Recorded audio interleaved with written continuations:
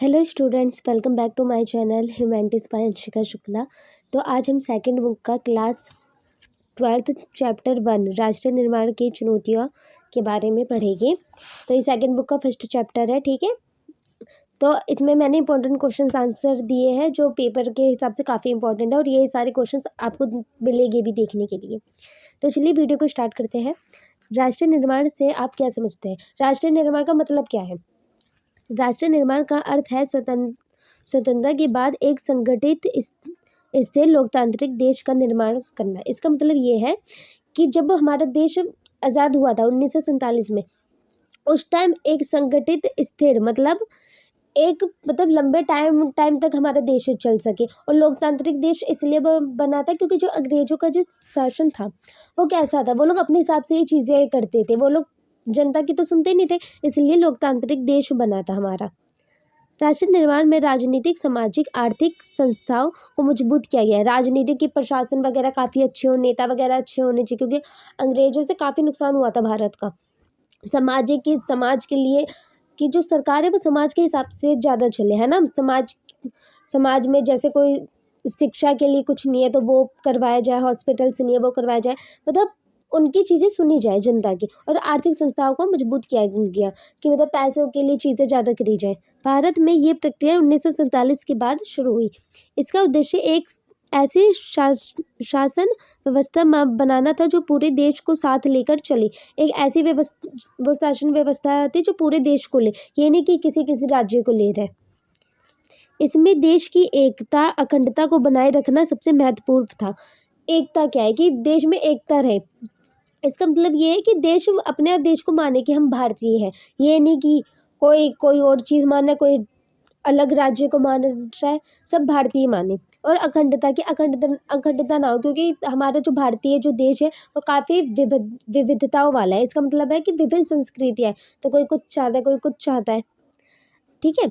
भारत विविधताओं से भरा देश है, इसलिए सभी समुदाय को जोड़ना एक बहुत बड़ी चुनौती थी। अगर कोई एक ही धर्म होता, जैसे क्रिश्चियनों में होते हैं एक ही है, तो वो लोग बन सकते हैं, है ना। लेकिन हमारे में क्या है, हमारी काफ़ी संस्कृति है, गुजराती है, पंजाबी है, कितने सारे हिंदू है, कितने सारे मुसलमान हैं, और भी जाति है। एक चीज़ को बनाए रखना ही काफ़ी बड़ी चुनौती थी।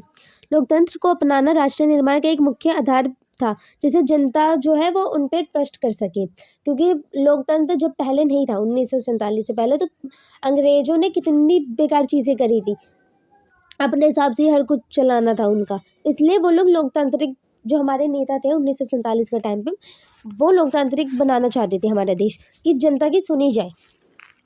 जनता को मतदान और प्रतिनिधित्व का अधिकार दिया गया, इससे लोगों का विश्वास शासन में बढ़ा। क्योंकि लोकतंत्र है, हर जनता अपने, एक जनता का एक वोट होगा, तो हम जिसको पसंद करते हैं हम उसको वोट दे सकते हैं, ये बताया गया। संविधान निर्माण ने राष्ट्र निर्माण को स्पष्ट दिशा दी, एक साफ दिशा दी थी संविधान ने। संविधान लिखित संविधान है हमारा, ये एमसीक्यू में आता है। भारत का संविधान कौन सा है, तो लिखित है। संविधान ने अधिकार कर्तव्य कि मतलब हमारे क्या क्या अधिकार है, हमारे क्या क्या कर्तव्य है, और शासन प्रणाली तय की। इससे देश को स्थिरता मिली, क्योंकि सब कुछ तय हुआ। राष्ट्र निर्माण का लक्ष्य केवल सत्ता स्थापित करना नहीं था, इसका उद्देश्य क्या था? सामाजिक न्याय, कि समाज में न्याय हो सके। जो इतने टाइम से अन्याय था चीज़ों का, वो अन्याय ना हो, एक समान अवसर दिया जाए, वो किसी भी जात का हो, समान अवसर देना भी था। इससे देश का समावेशी विकास हुआ, मतलब सभी का विकास हुआ, ठीक है।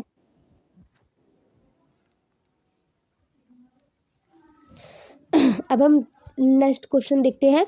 स्वतंत्र भारत के सामने, यहाँ क्वेश्चन है, 1 मिनट क्वेश्चन लिख दूँ। स्वतंत्र भारत के सामने राष्ट्र निर्माण की प्रमुख चुनौतियाँ क्या क्या थी? ये हमेशा आता है, मेरे टाइम पे भी आया है ये वाला।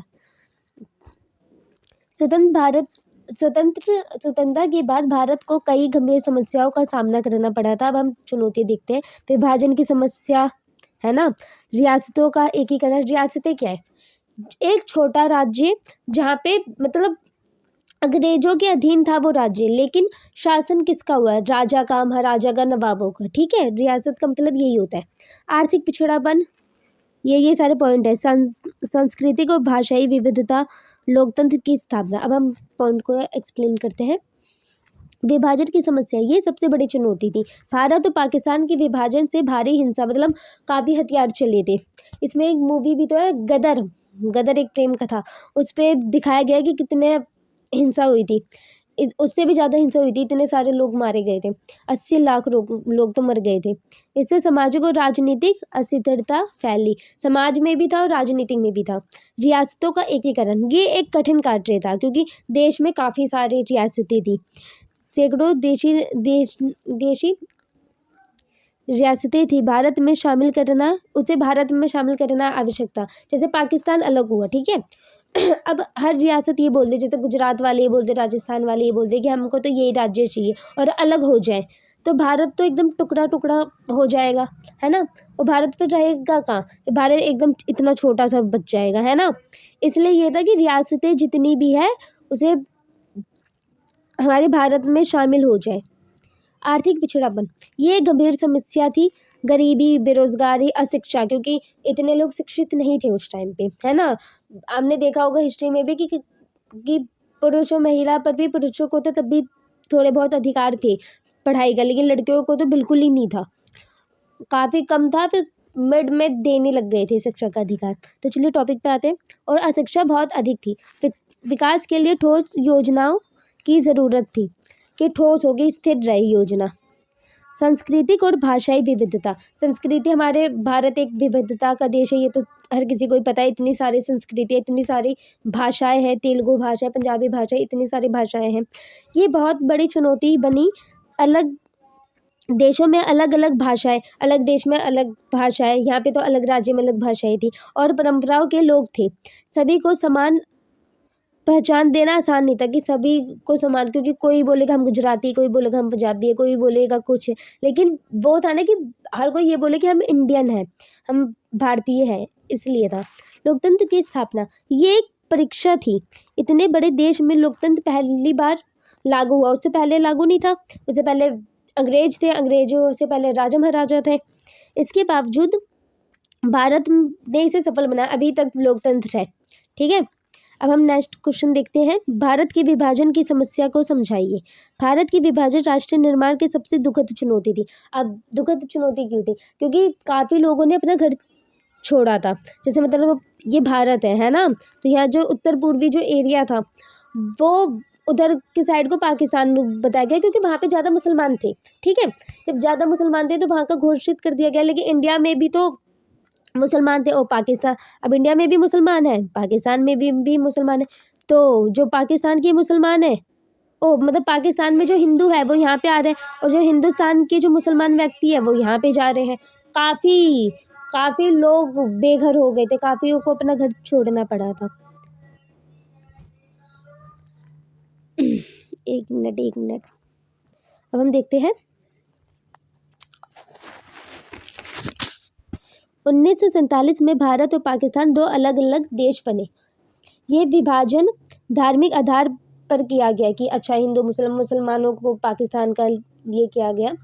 इससे समाज में गहरा तनाव पैदा हुआ, क्योंकि हिंसा बहुत हुई थी। लगभग 80 लाख लोगों को अपना घर छोड़ना पड़ा। मैंने पढ़ा, पूरा लिखा नहीं है। लोग भारत से पाकिस्तान और पाकिस्तान से भारत आए। ये इतिहास का सबसे बड़ा पलायन था। पलायन मतलब आना जाना, ठीक है। विभाजन से समय भयंकर सांप्रदायिक हिंसा हुई, लाखों लोग मर गए, बहुत सारे लोग घायल हुए थे इन सब से। इससे सामाजिक ताना बाना टूट गया। शरणार्थियों का पुनर्वास सरकार के लिए एक बहुत बड़ी चुनौती थी। अब चुनौती क्यों थी? अब जैसे ये भारत है, ये पाकिस्तान है ना, गोले से ही समझते हैं। अभी पाकिस्तान में हिंदू है, अब वो भारत आएगा तो यहाँ की जो सरकार है वही तो इसे भोजन वगैरह देगी, इसलिए काफ़ी ये सारी चीज़ें बढ़ी थी। उन्हें भोजन, आवास, रहने की चीज़ें, रोज़गार देना पड़ा। इसके लिए विशेष योजनाएं भी बनाई गई थी। विभाजन का असर भारत पाकिस्तान संबंधों पर पड़ा। दोनों देशों के बीच अविश्वास बढ़ा, क्योंकि ये था ना कि पाकिस्तान में जो हिंदू है, बहुत लोग उन्हें मार देते कि हमारा पाकिस्तान छोड़ो। भारत में भी ये हो गया, ये सारी चीज़ें थी। दोनों देशों के बीच अविश्वास बढ़ा कि पाकिस्तान सही नहीं है, भारत सही नहीं है। ये समस्या आज तक बनी हुई है, अभी भी बनी हुई है, हमेशा युद्ध होते रहते हैं, हमेशा चीज़ें होती रहती है। आप न्यूज़ देखते होंगे। रियासतों के एकीकरण की प्रक्रिया बताइए। अब रियासतों का एकीकरण बहुत महत्वपूर्ण था, क्योंकि रियासतें तो अलग-अलग थी। राजा महाराजा नवाब जो शासन चलाते हैं, बस अंग्रेज़ों के अधीन थे, लेकिन अंग्रेज़ नहीं चलाते थे इन्हें। रियासतों एक मिनट। रियासतों का एकीकरण भारत की भौगोलिक एकता के लिए आवश्यक था, कि भारत की जैसे ये जो इंडिया है, इसकी एकता बनी रहे, क्योंकि अगर हर कोई अलग अलग हो गया, एक मिनट आप लिख भी सकते हैं, बता देती हूँ। एकता के लिए आवश्यक था। स्वतंत्रता के समय भारत में लगभग 565 देशी रियासतें थीं। इन्हें भारत या पाकिस्तान में शामिल होने का विकल्प दिया गया। अब जो रियासतें थी, उन्हें बताया गया कि भारत में शामिल हो जाए या फिर पाकिस्तान में शामिल हो जाओ। अधिकतर रियासतें भारत में शामिल हो गई। काफ़ी रियासतें जो गुजराती थे, पंजाबी थे, काफ़ी सारी जो इधर के साइड जो रियासतें थे, वो भारत में शामिल हो गए। सरदार वल्लभ भाई पटेल ने इस प्रक्रिया का नेतृत्व भी किया था, और इन्हें लौह पुरुष भी कहा जाता है। ये भी MCQ में आता है। एक मिनट। भारत का लौह पुरुष, मतलब सरदार वल्लभ भाई पटेल को भारत का लौह पुरुष कहा जाता है। उनकी ये जो नीति उनकी नीति दृढ़ लेकिन व्यवहारिक थी, मतलब मजबूत थी लेकिन व्यवहारिक थी। अधिकांश रियासतों का एकीकरण शांतिपूर्व रहा। बहुत लोग सोच समझ के आ गए थे, शांतिपूर्व था। एक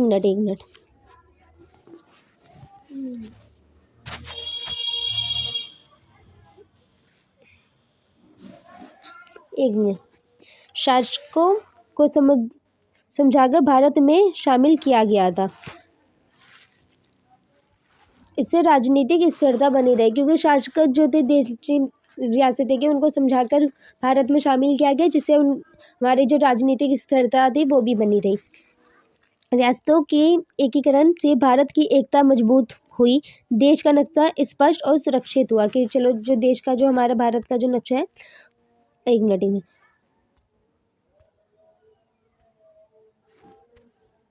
वो मजबूत हुआ। भारत के आधार पर राज्यों का पुनर्गठन भी काफ़ी इम्पोर्टेंट है, ये भी आता है। भाषाई विविधता में प्रशासनिक समस्याएं पैदा की। इसका मतलब यही है कि भाषाई विविधता काफ़ी हुई थी। भाषा के आधार पर राज्यों का गठन होना चाहिए। जैसे तमिल भाषा वाले लोग हैं वो तमिलनाडु में चले जाए, गुजराती बोलने वाले वो गुजरात में, है ना। मतलब ऐसी जैसे जो भाषा है उनके हिसाब से राज्यों का पुनर्गठन होना चाहिए। भारत में अनेक भाषाएं बोली जाती है, काफ़ी भाषाएं बोली जाती है। लोगों को अपनी भाषा में प्रशासन चाहिए था। इससे असंतोष बढ़ने लगा, क्योंकि अपने हिसाब से प्रशासन हो, ये सब हो, है ना। हर कोई भाषा नहीं बोलेगा, सबों की अपनी अपनी भाषा थी।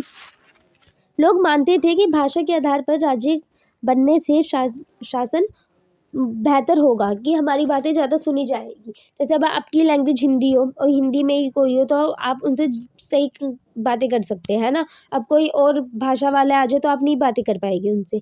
तो वो यही है, जनता सरकार से सीधे जुड़ सकेगी। इससे लोकतंत्र जो है वो भी मजबूत होगा। अब इससे में सबसे पहले तेलुगु भाषी वाले लोग ही आते हैं। तेलुगु भाषी लोगों ने सबसे पहले अलग राज्य की मांग की, कि हमारा अलग राज्य होना चाहिए। पोटी श्रीरामुलु का आंदोलन ने सरकार को मजबूर किया। आंध्र प्रदेश का गठन हुआ है। इसके बाद राज्य पुनर्गठन आयोग बनाया गया, कि राज्य पुनर्गठन आयोग किसके बाद बनाया गया था? इनके बाद ही बनाया गया था।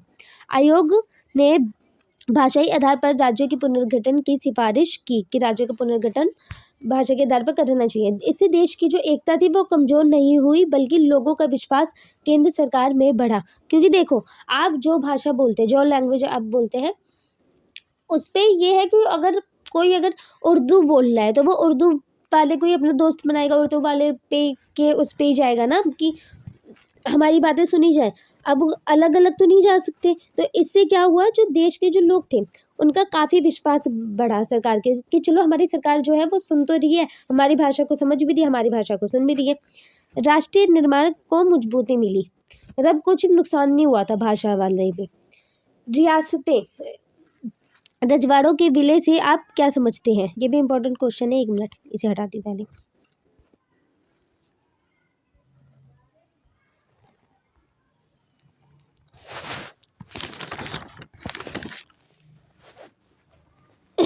रियासतों का विलय वह प्रक्रिया थी जिसके द्वारा देशी रियासतों का भारतीय संघ में शामिल किया गया। इसका विलय का मतलब यही है कि जो मैंने जो रियासत पहले नहीं बताया था उसे भारतीय संघ में शामिल किया गया।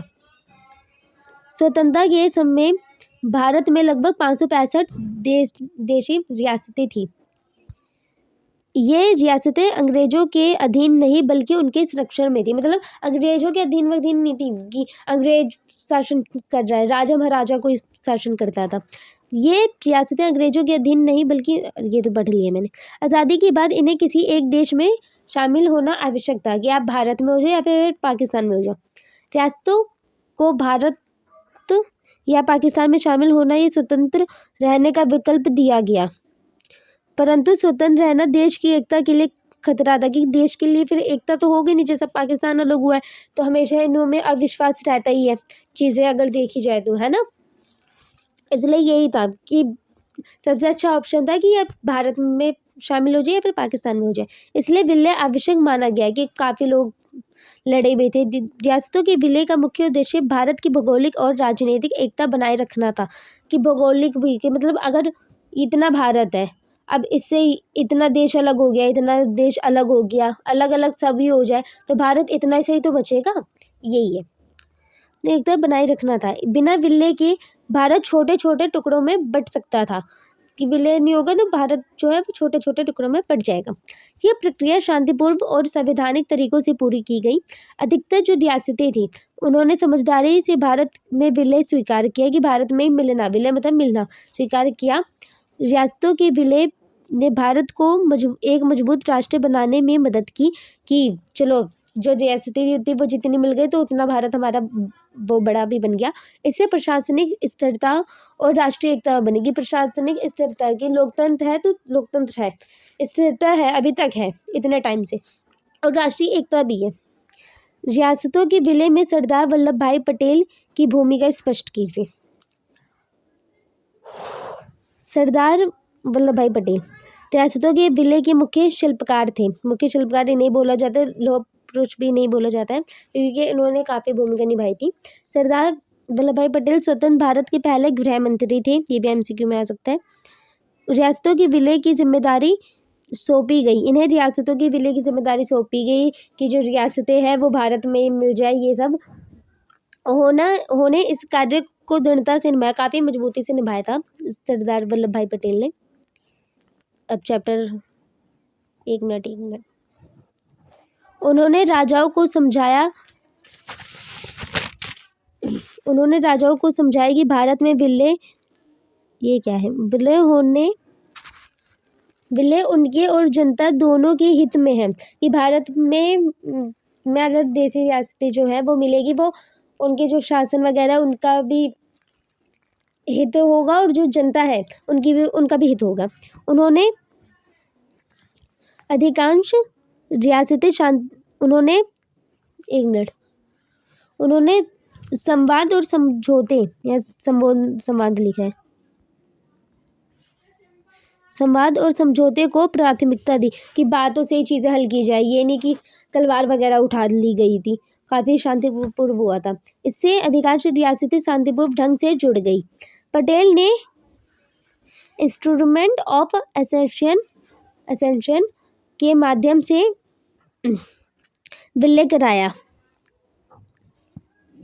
रियासतें रक्षा, विदेश नीति और संचार भारत को सौंपी थी। इसमें यह है कि जो रियासतें थी वो विदेश नीति, संचार मतलब बोलना वगैरह होता है, वो भारत को सौंपी थी। जहाँ ज़रूरतें पड़ी वहाँ सख्ती भी दिखाई गई, कि ये नहीं था कि मतलब हर कोई प्यार से, क्योंकि बहुत लोग प्यार से नहीं मानते, तो वहाँ पे सख्ती भी काफ़ी ज़रूरी थी। देश की एकता से कोई समझौता नहीं किया गया कि मतलब जो देश की जो एकता है वो बनी रहे, इससे कोई समझौता नहीं था कि जो प्यार से मान गए, जो वैसे हुआ तो उन पे सख्ती भी दिखाई गई थी। उनके योगदान के कारण उन्हें भारत का लौह पुरुष कहा जाता है। उनका योगदान राष्ट्र निर्माण में ऐतिहासिक है। ठीक है, अब हम नेक्स्ट क्वेश्चन देखते हैं। ये लास्ट क्वेश्चन है। रियासतों के विलय का राष्ट्र निर्माण में क्या महत्व था? अब हम इसमें देखेंगे रियासतों का विलय हमारे निर्माण में क्यों महत्व था। एक मिनट।